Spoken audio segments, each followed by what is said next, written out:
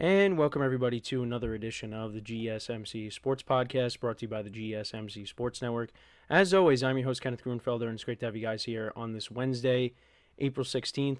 We have a lot to cover on the show today. Before I get into all that, just want to remind you guys, as always, to tip or donate and get your comments recognized. Make sure to hit that super chat button in the chat if you want to see me acknowledge any thought or comment you may have throughout the live broadcast. It makes the show more lively, more entertaining between myself, the host, and you guys, the viewers. We appreciate you guys' viewership each and every day, so any contribution you can make to the show means the world to us as we put out content for you guys each and every day. And also, the other way to help out the show is by going to the link at the bottom of the show segment on the ticker, GSMCPodcast.net. That is GSMCPodcast.net. So, let's get into what we are going to discuss for today. So, we're going to start off the show. We are going to recap last night's play-in games with the Magic and the Hawks and the Warriors and the Grizzlies. We'll get into that. We'll also preview. In the second part of the show, we will preview today's play-in games. We got the Heat and the Bulls tonight, as well as the Mavericks and the Kings later. That's the later game. Then in the third part of the show, we will talk about Nico Harrison. So we will talk more about the Mavericks in the third part of the show. There was a private press conference or Q&A with the media, and he had some comments on the Luka trade, how he has no regrets on the Luka trade, so we'll get into that. Then we'll talk about Juan Soto, because Juan Soto's been making headlines a lot because of things that he has been saying to the media. Recently, there was an article that came out. He was quoted saying, how talking about the approach that pitchers are having with him, a different approach that they are taking with him, and he was directly asked about that, and talking about how is it different compared to last year, and his comments sparked a lot of controversy. So we'll get into that as well, and then in the final part of the show, I'll continue my post free agency power rankings. Today we will be covering the AFC North. So let's get into the first topic, which is talking about last night's games to start off the play-in tournament. So the Magic were able to pick up the win last night over the Hawks. It was competitive for a little bit, but the Magic, pulled away. The Hawks hung around in the second half. I mean, they weren't getting blown out until we really got to the fourth quarter. That's when the Magic really pulled away, and they ended up winning 120-95. But yeah, they outscored the Hawks 41-22 in the fourth quarter. The Hawks outscored the Magic 26-18 after the third quarter. So the score at that point, after the third quarter, was, if I could find, it was 79-73. So the game was still in reach, but like I said, the Magic put up 41 in the fourth quarter. They outscored them, the Hawks, by 19, and they got the win. And they did well in the first quarter as well. They outscored the Hawks 32-17. So the first and the fourth quarters were dominated by the Magic, and then the Hawks, they outscored the Magic in the second and third quarters. Trae Young last night did not have a great shooting night. He went 8 of 21, went 1 for 5 from 3, but he went 11 of 12 from the free throw line. He finished with 28 points last night, so he was their leading scorer. And then on the other side, looking at the Magic, Paolo Banchero had 17 points. Franz Wagner had 13 points. He had a double-double. He had 13 rebounds as well. Wendell Carter Jr. had 19 points.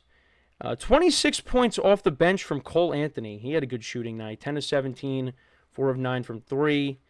Anthony Black as well. He had a good shooting night. He went 6 of 7 from the field, 3 for 3 from 3. And looking at the comparisons of both teams, so the Hawks shot 38% from the field, which is not good. They went 4 of 21 from 3. Both teams did not shoot the 3 last night. As I was watching that, both teams just really could not knock down their 3-point shots. 4 of 21 from 3 for the Hawks. 11 of 39 from 3 were the Magic.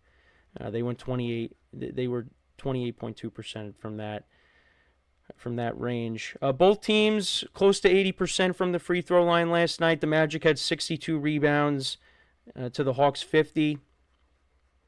So, yeah, the Magic move on. They will be taking on the Celtics in the first round. So for the Hawks, they wait the winner of tonight's game between the Heat and the Bulls, and whoever wins that game will then play the number one seeded Cavs. So there was that game. I thought it would maybe be a little bit closer, but like the previous meetings, but that did not happen. So now we go to the other game, Warriors and the Grizzlies. Now the Warriors came out on fire to start the game. Well, actually, the Grizzlies did in the beginning. They were up 11-3 to start the game, but then the Warriors ended up taking the lead, going up by as much as 10. Actually, no, by going up as much as 13 in the first quarter. But then the Grizzlies made it closer towards the end there. So it was 31-25 at the end of the first quarter. Warriors outscored the Grizzlies 36-30 in the second quarter.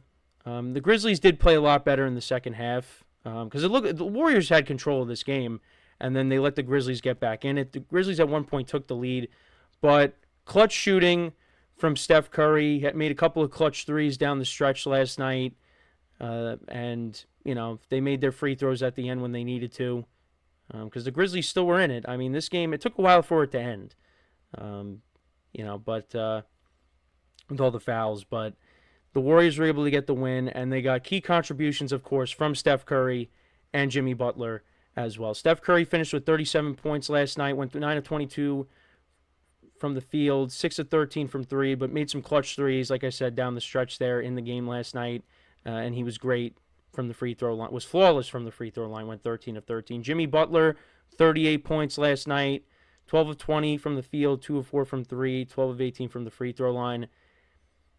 That's kind of the recipe for the Warriors, right? Is these two guys. These are the two guys that are going to lead the Warriors to the promised land if they're able to do that. And, the other thing, too, is, if one of them has an off night, the other could have a great night, and that could be the difference, I think that, if we could get more of this Jimmy Butler, that makes the Warriors an even more dangerous team as we get into the playoffs. Now that they are in the playoffs, they will be taking on in the first round now, since they're the 7th seed, they will be taking on the Rockets. And Steph Curry has never lost a playoff series to the Rockets. He's 4-0. So, and now this is a different Rockets team. This is not the James Harden and Chris Paul Rockets. This is a young team that had a great season, and I really didn't watch their games this year, so I'm going to get a chance to see what they're all about. But they're a very good team, and that's who the Warriors will be going up against this upcoming weekend. But the Grizzlies, they had a chance there, to get the win. But like I said, they played better in the second half, but they came up short. 121-116 was the final for them. 4 out of the 5 starters scored in the double digits. John Morant had 22 points last night. Left the game briefly, but I'm pretty sure he did make his return. Desmond Bane, 30 points last night. Zach Edey had 14. Jaren Jackson had 18 points. So, contributions from their starters, it's just they came up short there, like I said. And then looking at the comparison of both teams, you had the Grizzlies. They shot better than the Warriors last night, 48.8%. I mean, the Warriors took more shots. Actually, no. The Warriors took more threes. The Grizzlies had one more shot last night. The Warriors went 45, basically 46% from the field. Both teams were not great from the three-point line. Warriors went 15 of 43. Grizzlies went 12 of 26. The Grizzlies actually out-rebounded the Warriors. The thing you worry about the Warriors, too, is they're a little bit undersized. But, look, if you're getting 38 and 37 from Jimmy Butler and Steph Curry, you'll live with that. But, yeah, it does set up a very interesting series with the Rockets. And, we'll see what happens. But the Grizzlies now, they await the winner of the Mavericks and the Kings. That'll be tonight. Like I said, though, tough loss for them. The Warriors, though, they get off the schneid. They win a play-in game finally. So, yeah, but we'll see who they end up. The Grizzlies now. We'll see where they will be playing or who they will be playing, because it'll be a home game for them the next time they play. But let me know what you guys think about the two games from last night. For the Magic, I mean, you're going up against the Celtics. That's a tall task. They pushed the Cavs to 7 games last year, although the Cavs are a much better team this year. So they did get that playoff experience last year, but the Celtics they are, in a whole nother stratosphere than the Magic. But the Magic are healthy. They're playing well at the right time. So, I mean, I could see them maybe stealing a game, but, the Celtics should win that series relatively easy, in my opinion. And then, for the Rockets and the Warriors, that's an interesting series, The Western Conference is must-see TV. It is. I think all the series that we're getting on that side of the bracket, I think you're going to see some very good playoff series. So, but yeah, let me know what you guys think about the games last night. Let me know in the comments. So we are going to take our first break of the show now, and then when we come back, we will preview the two games for tonight: Bulls and the Heat, and the Mavericks and the Kings. So with that being said, stick around, and we'll be right back here on the GSMC Sports Podcast.